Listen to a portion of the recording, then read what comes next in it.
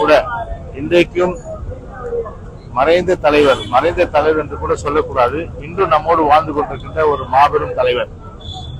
அப்படிப்பட்ட மாபெரும் தலைவர் அவர்கள், புரட்சி தலைவர் எம்ஜிஆர் அவர்கள், அவருடைய அந்த பிறந்த நாள் என்பது ஏழை எளிய மக்களுக்கு நலத்திட்ட உதவிகள் வழங்க வேண்டும் என்ற வகையிலே ஆட்சியிலே இருந்தாலும் சரி இல்லாவிட்டாலும் சரி மக்களோடு நாம் என்ற அடிப்படையிலே மக்களுக்காக உழைக்கின்ற ஒரே இயக்கம் அது அனைத்து இந்திய அண்ணா திராவிட முன்னேற்ற கழக இயக்கம் தான் என்பதை நிரூபிக்கின்ற வகையில் கழக தோழர்கள் தங்களுடைய சொந்த செலவில் அவரால் இயன்றது என்று சொல்லும் போது நலத்திட்ட உதவிகளாக, அதாவது அன்னதானம் வழங்குதல், அதே போன்று அரிசி உணவு வழங்குதல், பிரியாணி வழங்குதல், அதே போன்று இலவச விலையில்லா சேலை வேட்டி, அதே போன்று பல்வேறு வகையிலே ஏழை எளிய மக்களுக்கு நடுத்தர மக்களுக்கு புரட்சி தலைவருடைய பிறந்தநாள் விழாவை எழுச்சியோடு கொண்டாடி கொண்டிருக்கின்ற இந்த தருணத்தில் நம்முடைய கழகத்தினுடைய அமைப்பு செயலாளர் அன்பு சகோதரர் ராயபுரம் மனோ அவர்கள்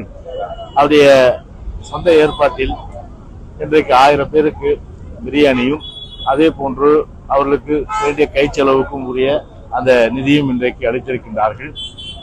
எனவே அந்த வகையில் இன்றைக்கு அனைத்து இந்திய அண்ணா திராவிட முன்னேற்ற கழகத்தை பொறுத்தவரை எப்போதுமே மக்களுக்கு தொண்டாற்றுகின்ற இயக்கம் என்பதை நிரூபிக்கின்ற வகையில் இன்றைக்கு தமிழ்நாடு முழுவதும் தொண்டர்கள் கழக தோழர்கள் புரட்சி தலைவர் பிறந்தநாள் விழாவை ஒரு சமூகத்திற்கு பயன்படுகின்ற விழாவாக இன்றைக்கு அதை மாற்றி இன்றைக்கு கொண்டாடி கொண்டிருக்கின்றோம். அந்த வகையில் இன்றைக்கு ராயபுரம் மனோ அவர்கள் கழக அமைப்பு செயலர் ஏற்பாடு பண்ண இந்த நிகழ்ச்சியிலே கலந்து கொண்டு இங்கே நாங்கள் சிறப்பித்திருக்கின்றோம். ஜல்லிக்கட்டு போராட்டம் பல கட்ட இதுக்கப்புறம் வெற்றி பெற்று இன்னைக்கு நடந்துட்டு இருக்கு. இது பாத்தீங்கன்னு வச்சுக்கோங்களேன், அரசு விழாவாக்கி உதயநிதி ஸ்டாலின் கலந்துக்கிட்டாரு. நேற்று பாத்தீங்கன்னா அவங்களுக்கு வேண்டப்பட்டவங்களுக்கு கார் பரிசளிக்கிறாங்க அபிஷேகர் என்ற பையன் குற்றச்சாட்டு வச்சிருக்கிறாரு சார். இது பொதுவா நடக்கணும், இதுல ஏன் அரசு தலையிடுதுன்னு அவர் குற்றச்சாட்டு.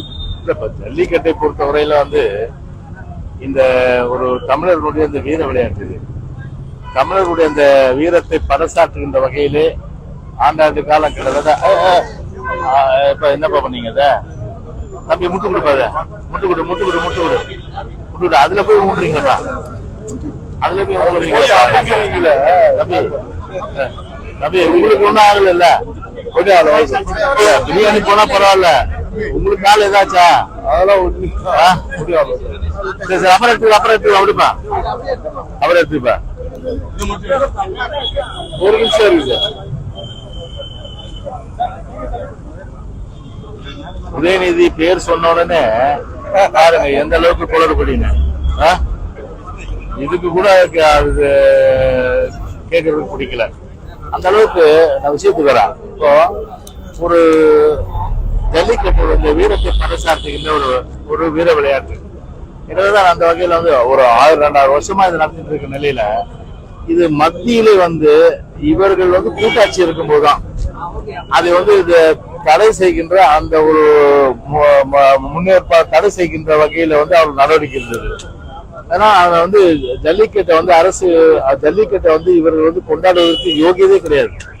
ஆனால் அப்படி இருந்த ஒரு பீட்டா அமைப்பு அவர்கள் உச்ச நீதிமன்றத்துக்கு கொண்டு சென்று உச்ச நீதிமன்றம் ஒரு தீர்ப்பு அளித்து அந்த தீர்ப்பு ஒரு மக்களுடைய பிரஷர்.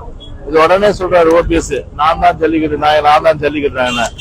அவரை பொறுத்தவரை பார்த்தா ரோட்ல போடுற ஜல்லி இருக்கு இல்லையா, அந்த நாயகனா தான் நம்ம எடுத்துக்க முடியும் ஒழிய இந்த ஜல்லிக்கட்டு நாயகனா எடுத்துக்க முடியாது. புரியுதுங்களா? அந்த அளவுக்கு ஒரு இதே மெரினா பீச்ல அன்னைக்கு காணும் பொங்கல் அன்னைக்கு கூடின மக்கள் இந்த வீர விளையாட்டை பொறுத்தவரை தடை செய்து இழுத்துக்கொள்ள முடியாது சொல்லிட்டு லட்சக்கணக்கான மக்கள் அவர்கள் கொடுத்த அழுத்தத்தின் காரணமாக, அப்ப நாங்க ஆட்சியில் ஓபிஎஸ் தான் முதலமைச்சர், அழுத்தத்தின் காரணமாக என்ன கூட அந்த அமைப்பெல்லாம் பார்த்தாங்க. பார்த்த உடனே நான் எல்லாத்தையும் என்னென்ன பண்ண முடியுமோ அதெல்லாம் கேட்டுட்டு கண்டிப்பா நாங்க பாத்தீங்கன்னா எல்லா வகை நடவடிக்கை எடுக்கணும்னு சொன்னோம். பட் அதுக்குள்ள என்ன ஆயிடுச்சு, கட்சியில ஒரு பிரிவு ஏற்பட்டு ஓபிஎஸ் தனியாவும் நாங்க தனியாவும் இருந்தோம். அந்த வகையில பாத்தீங்கன்னா இது மக்கள் கொடுத்த பிரஷர்ல அன்னைக்கு மத்திய அரசு ஒரு அமெண்ட்மெண்ட் கொண்டு இது அங்கீகாரம் கொடுத்தது. மக்கள் கொடுத்த பிரஷர் தான் அது. ஆனா ஒரு மக்கள் அங்க காணும் பொங்கல் அன்னைக்கு கூடியிருந்த மக்கள் அப்படியே இருந்த நிலையில அவங்களே வெளியேறிட்டு இருப்பாங்க. ஆனா அவங்க 26ஆம் தேதி குடியரசு தினத்துல அவங்கள பாத்தீங்கன்னா வெளியேற மாட்டாங்கன்னு சொல்லிட்டு போலீஸ் அன்னைக்கு உள்துறையை கையில வச்சிருக்கிற ஓபிஎஸ் அன்னைக்கு முதலமைச்சர் அந்த ஓபிஎஸ் அவருடைய உத்தரவின் பேர்ல அந்த 27ஆம் தேதி அரசு விழா அன்னைக்கு போய் கம்பீரமா நம்ம உட்கார முடியாது அதுக்காக சொல்லிட்டு அடிக்க வச்சு எல்லா மக்களும் பாதிக்கப்பட்டாங்க. மீனவர்கள்ல இருந்து பொதுமக்கள்ல இருந்து வாகனங்கள்ல இருந்து எல்லாமே சேதப்பட்டது. இது வரலாறு. இது அதுக்கு காம்பன்சேஷன் அப்புறம் வந்து அந்த எடப்பாடி தலைவர் ஆட்சி ஏற்பட்ட பிறகு நாங்க காம்பன்சேஷன் கொடுத்தோம் அந்த வகையில். அதனால இது ஏமாற்றம் ஜல்லிக்கட்டு. சரி, அவங்களுக்கும் உரிமை இல்லை, யாரு திமுகவுக்கு உரிமை இல்லை. ஆனா அன்னைக்கு பார்த்தா எந்த நடவடிக்கை எடுக்க சூழ்நிலை. இன்னைக்கு வந்து பாத்தீங்கன்னா இன்னைக்கு அவங்க தாத்தா பேர் இன்னைக்கு தமிழருடைய வீர விளையாட்டு வந்து ஒரு பறைசாற்றுகின்ற அந்த இடத்துக்கு வந்து எத்தனையோ வந்து மன்னர்கள் இருக்கிறாங்க இல்லையா. ராஜராஜ சோழன் இருக்காரு, அவங்களாம் வீரத்துணி. இவங்கன்னா வீரத்துணி சின்னமா அவங்க ஊழலின் சின்னம். ஊழலின் சின்னம் அப்படின்னா திமுக. ஊழலின் சின்னத்தை பொறுத்த பேர் வந்து அவங்க அப்பா பேர் போடலாமா? ராஜராஜ சோழன் வந்து அரங்கன் போடுங்க, இல்ல இவரு கல்லணை தந்த கரிகாலன் அவருடைய அரங்கன் போடுங்க, இல்ல மாமல்லன் யாரு இவரு நம்முடைய இது மகாலிபுரம் மாமல்லன் பல்லவர்கள் அவருடைய பேர்லாம் போட்டு இது சேர சோழ பாண்டியர்கள் அவர்களுடைய வீரத்தை சித்தரிக்கின்ற வகையில வந்து அந்த அரங்கத்துக்கு பேர் வச்சா கூட பரவாயில்ல. ஊழலின் சின்னமா இருக்கின்ற ஊழல் ஊற்றுக்கணாக இருக்கின்ற திமுக அந்த பேரை போட்டா இது எப்படி வந்து இது ஏத்துக்க முடியாது? இன்னைக்கு ஒரு இயக்குனரே ஒரு பதிவு பண்ணிருக்காரு பாத்தீங்கன்னா, திரு கௌதம் அவரே பதிவு பண்ணிருக்காரு. நீங்க படிங்க, நீங்க அந்த அளவுக்கு வேற யார் தராது. எங்க பார்த்தாலும் அவங்க அப்பா பேர் தான். திரும்புறது இப்படி திரும்பினா அவங்க அப்பா பேர். இங்க பாருங்க, ஒரு பப்ளிக் கன்வீனியன்ஸ் அது என்ன எவ்வளவு ப்ராஜெக்ட் காஸ்ட்? அது மிஞ்சி போனா மனோ ஆபீஸ் பக்கத்துல இருக்குது. மிஞ்சி போனா பார்த்தா கிட்டத்தட்ட ஒரு 3 லட்சம் ரூபாய்க்கு அந்த கட்டினது. அதுல பாத்தீங்கன்னா அந்த பிசில இவ்வளவு பெரிய கல்வெட்டு யாருடைய பேரு? தயாநிதி மாறன். அப்புறம் வந்து நம்ம ஊர் இருக்காரு சேகர் பாபு, அவருடைய பேரு. அந்த பேரை வந்து அப்படியே பஸ்ல போறவங்க பாக்கணுமா? அந்த அளவுக்கு பார்த்தா இவ்வளவு பெரிய கல்வெட்டு. ஒரு கக்கூஸ்ல அப்படியே கல்வெட்டு இருப்பீங்க.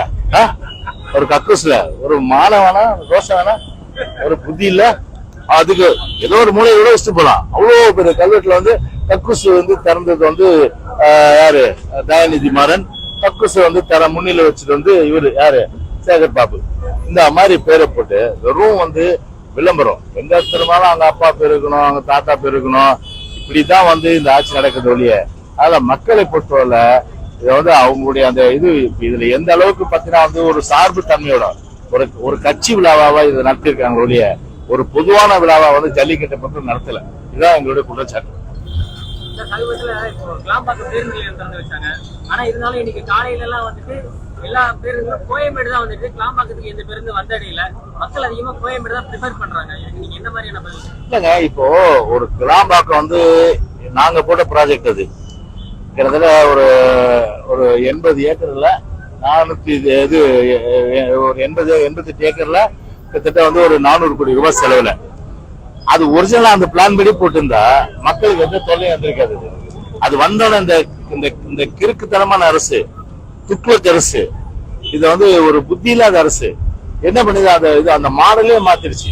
மாடலே மாத்திட்டு மேல போய் வந்து அவங்களுடைய அந்த இது நான் சொல்ல மாட்டேன், அந்த சரிதானே அவனுடைய கட்சியினுடைய சின்னம் சரிதானே, வாயாலுக்குள்ள நோழையாது சின்னம்.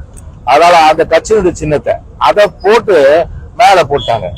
அப்புறம் பார்த்தா நுழைஞ்சவன அவங்க தாத்தா சிலை, அவங்க அப்பா சிலை. அதை பார்த்துட்டு தான் உள்ள போனா விடி வேணாம். எவனது விடியாதாசில எவனும் விடிய போட்டு கிடையாது. அது மட்டும் இல்லாம மேல பார்த்தா அவ்வளோ பெருசா, அதாவது வந்து அவருடைய கருணாநிதி வளைவன் போட்டு அப்படி போட்டு அந்த மாதிரி போட்டு ஒரு திறக்கிறேன்னா சரி திறந்துட்டீங்க, ஒரு பிளானை மாத்திட்டீங்க, ஒரு இது பண்ணிட்டீங்க. எல்லாமே ஒரு முன்னேற்பாடு நடவடிக்கை முன்கூட்டியே தகவல் கொடுத்து அதன் அடிப்படையில் நீங்க வந்து எல்லா விதமான நடவடிக்கை எடுத்திருந்தா கண்டிப்பா என்ன இருக்கும்? பொதுமக்களுக்கு சிரமம் இருக்காது. ஆனா அதெல்லாம் எதுவுமே செய்யாம திபுன்னு அவசரப்பட்டு அவசர கோலத்துல திறந்துட்டு இன்னைக்கு பாத்தீங்கன்னா நம்ம சேகர் பாப்புல இருந்து அதே போல 3 பேர் அந்த கிளாம்பாக்கத்துக்கு ஷிப்ட் போட்டு வேலை செய்யறாங்களாம். அதுவும் பாருங்க எவ்வளவு பெரிய இது, ஷிப்ட் போட்டு வேலை செய்யற அளவுக்கு அவ்வளோ வந்து பிரச்சனைகள் அங்க. அந்த மாதிரி பாத்தீங்கன்னா வந்து ஒரு மக்கள் தான் வந்து பெரிய அளவுக்கு நீங்க சொல்ற மாதிரி ஒரு பெரிய சிரமத்தை இன்னைக்கு வந்து ஆளாக்குறாங்க. இன்னைக்கு ஊருக்கு போனவங்களாம் நொந்து போயிட்டு வந்திருக்காங்க திரும்பவும் சென்னைக்கு.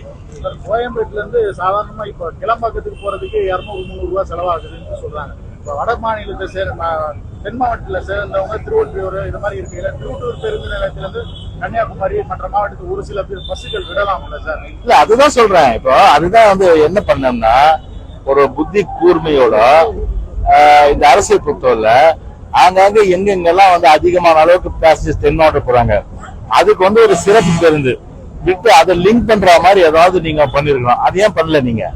அது பண்ணவே இல்லையா? இப்போ உதாரணத்துக்கு வட சென்னையில இருந்து அதிகமா வந்து தென் மாவட்டத்துக்கு போறவங்க எண்ணிக்கை அதிகமானது அட்லீஸ்ட் ஒரு லிங்க் பஸ்ஸாவது கொடுக்கணும்ல. அந்த ஒரு இணைப்பு பஸ் கூட பேருந்து கூட எதுவுமே இல்ல.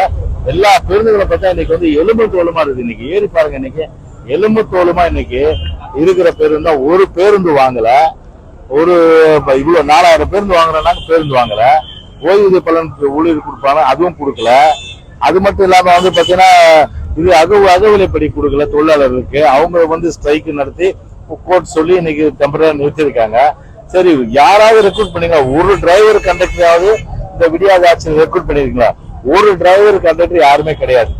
அந்த அளவுக்கு இன்னைக்கு அந்த அளவுக்கு இன்னைக்கு வந்து பாத்தீங்கன்னா மக்கள் வந்து ஒரு சிரமப்படுத்தி ஆனந்தப்படுகின்ற ஒரு சாடிஸ்ட் அரசாங்கம்னா அது டிஎம்கே அரசாங்கம் தான். போதுமாப்பா?